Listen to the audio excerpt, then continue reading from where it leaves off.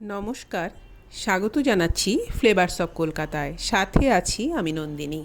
একটু অন্যরকমভাবে চিকেন শর্মার রেসিপি আজ আমি আপনাদের সাথে শেয়ার করছি।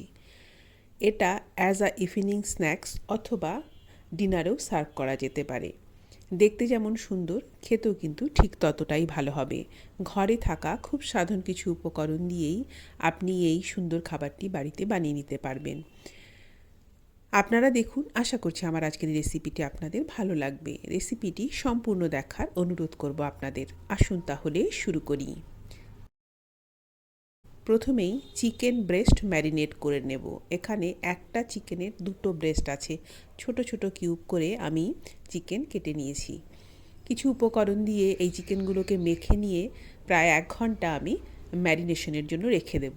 চিকেনের মধ্যে দিলাম অর্ধেকটা পরিমাণ লেবুর রস, পরিমাণ করে লবণ, আদা রসুন কাঁচা লঙ্কা বাটা দিয়েছি 1.5 টেবিল চামচ পরিমাণ, হাফ চামচ ধনে গুঁড়ো দিয়েছি, হাফ চামচ জিরে গুঁড়ো দিয়েছি, পরিমাণ করে ঝাল লাল লঙ্কার গুঁড়ো দিয়েছি, হাফ চামচ পরিমাণ গরম মশলার গুঁড়ো দিয়েছি। আর এটা দিচ্ছি হচ্ছে টক দই, 3 টেবিল চামচ পরিমাণ টক দই দেব। সব উপকরণের সাথে মেখে নিয়ে চিকেন ঢাকা দিয়ে রেখে দেব কম করেও 1 ঘন্টা। এখন যেহেতু শীতকাল চলছে, আমি বাইরেই রেখে দেব।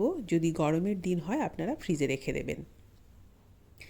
এবার শর্মার জন্য যে রুটিটা তৈরি করতে হবে তার ডো বানিয়ে নিচ্ছি। শর্মার কিন্তু রুটির যেটা তৈরি করা হয় সেটা শুধু ময়দা দিয়েই তৈরি করা হয়, কিন্তু আমি এখানে আটা ও ময়দা 1:1 রেশিওতে ব্যবহার করছি। আটা নিয়েছি 1 কাপ, ময়দা নিয়েছি 1 কাপ। স্বাদ মতো লবণ দিয়েছি, 1 টেবিল চামচ পরিমাণ চিনি দিয়েছি। আর এক্সট্রা যেটা দিয়েছি সেটা হলো 1 চা চামচ পরিমাণ বেকিং পাউডার, বেকিং সোডা কিন্তু নয়, বেকিং পাউডার। আর কিছুটা পরিমাণ দিয়েছি, ধরুন 1.5 টেবিল চামচ পরিমাণ সাদা তেল। একটু হাত দিয়ে শুকনো উপকরণগুলো ভালো করে মিশিয়ে নিয়ে একটা ডিম দিয়ে দিয়েছি। ডিমটাও ময়দা ও আটার সাথে ভালো করে মিশিয়ে নিয়েছি। এবার কুসুম গরম জল বা দুধ দিয়ে এই আটা ও ময়দা আমি একটু নরম করে মেখে নেব।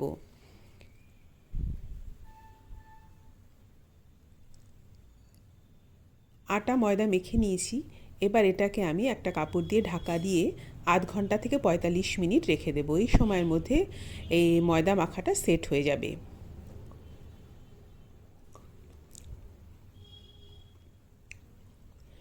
একটা ননস্টিক প্যানের মধ্যে আমি এখানে দিলাম 1.5 টেবিল চামচ পরিমাণ মাখন। মাখনের পরিবর্তে সাদা তেলও ব্যবহার করা যাবে। ম্যারিনেট করে রাখা চিকেন এই বাটারের মধ্যে আমি রান্না করে নেব। প্রথমে ফ্লেমটাকে বাড়িয়ে দিয়েছি। একটু ভেজে নেওয়ার পরে যখন চিকেন থেকে জল বেরিয়ে আসবে তখন আমি ঢাকা দিয়ে 10 মিনিট এই চিকেন সেদ্ধ করে নেব। চিকেনের জলেই চিকেন সেদ্ধ করে নেব। প্রায় 10-12 মিনিট পরে চিকেন কিন্তু এখন পুরোপুরি সেদ্ধ হয়ে গিয়েছে। ফ্লেমটাকে বাড়িয়ে দিয়ে আমি এগুলোকে একটু লাল করে ভেজে নেব। খুব বেশি সময় ধরে ভাজলে কিন্তু চিকেন শক্ত হয়ে যাবে, তখন ভালো লাগবে না। চিকেনগুলো তুলে নিয়ে ওই একই প্যানের মধ্যে আমি ছোট ছোট কিউব করে কাটা 3টে পেঁয়াজ দিয়েছি। বড় হলে 3টে, ছোট হলে আরও একটু বেশি লাগবে। 1 চামচ পরিমাণ বাটার দিয়েছি। এইরকম একটু নেড়ে চেড়ে ভেজে নিয়ে তুলে রাখবো। প্রায় ঘন্টাখানেক রেস্ট করার পরে এই আটা ও ময়দার ডোটা কিন্তু পুরোপুরি সেট হয়ে গিয়েছে। এবার এটা থেকে আমি ছোট ছোট রুটির মতন বানিয়ে নেব। আমি দেখতে সুন্দর লাগার জন্য একটা বাটি দিয়ে ছোট ছোট করে কেটে নেব। আপনারা যদি সেটা করতে না চান তাহলে যেই রকম আমরা রোল বানাই বা রুটি বানাই সেই সাইজ করে আপনারা বেলে নিতে পারেন। একটু শুকনো আটা বা ময়দা দিয়ে এইভাবে বেলে নেব। যেহেতু বেকিং পাউডার দেওয়া আছে, এটা তাওয়ায় যখন আমি ভাজতে দেব একটু ছোট হয়ে যাবে, সেই জন্য একটু বড় করেই বেলতে হবে। আমি দেখতে সুন্দর লাগবে বলে এইভাবে একটা বাটি দিয়ে ছোট ছোট করে কেটে নেব। আপনারা যদি সেটা করতে না চান তাহলে একটা রুটির মতো বেলে নিলেই হবে। এইভাবে আমি সবগুলো বানিয়ে নেব। খুব বেশি মোটা কিন্তু করিনি।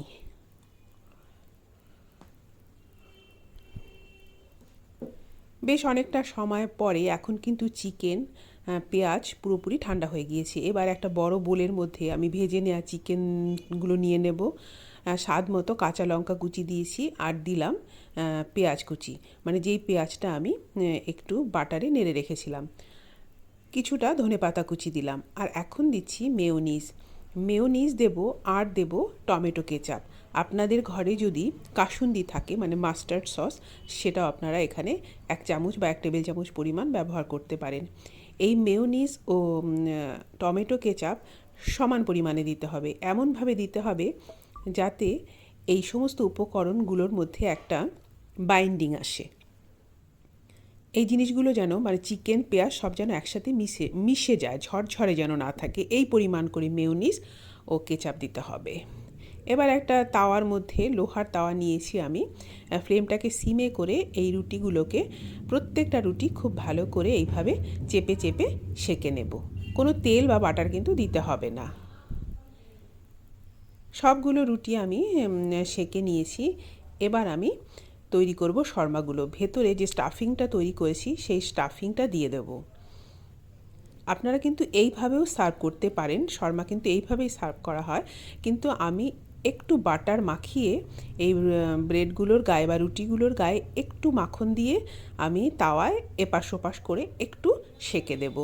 আপনারা না চাইলে না সেঁকলেও কিন্তু এটা ভালো লাগবে। এইভাবে খুব অল্প পরিমাণে একটু বাটার দিয়ে গরম তাওয়ার মধ্যে আমি এপাশ ওপাশ একটু সেঁকে নেব। যদি না চান এই স্টেপটা পুরোপুরি বাদ দেওয়া যেতে পারে, তাতেও কিন্তু খেতে ভালোই লাগবে।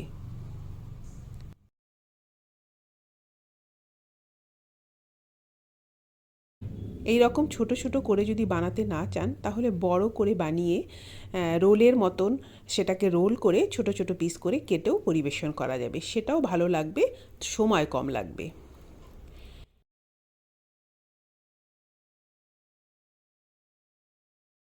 এইভাবে আমি সবগুলো বানিয়ে নিয়েছি। যেইগুলোর ভেতরে স্টাফিং একটু কম ছিল, আমি আরও কিছুটা করে স্টাফিং দিয়ে দিলাম। ওপর থেকে মেয়োনিজ ও কেচাপ দিয়ে একটু সাজিয়ে দেব, দেখতে সুন্দর লাগবে। এই যা দেখলেন তো, কত সহজেই এই সুন্দর খাবারটি বাড়িতে বানিয়ে নেওয়া যায়। আমি আশা করছি আমার আজকের এই রেসিপিটি আপনাদের ভালো লেগেছে। ভালো লাগলে আমার চ্যানেলটিকে সাবস্ক্রাইব করে আমার সাথেই থাকার অনুরোধ করব। আজ এই পর্যন্তই। আপনাদের অনেক অনেক ধন্যবাদ।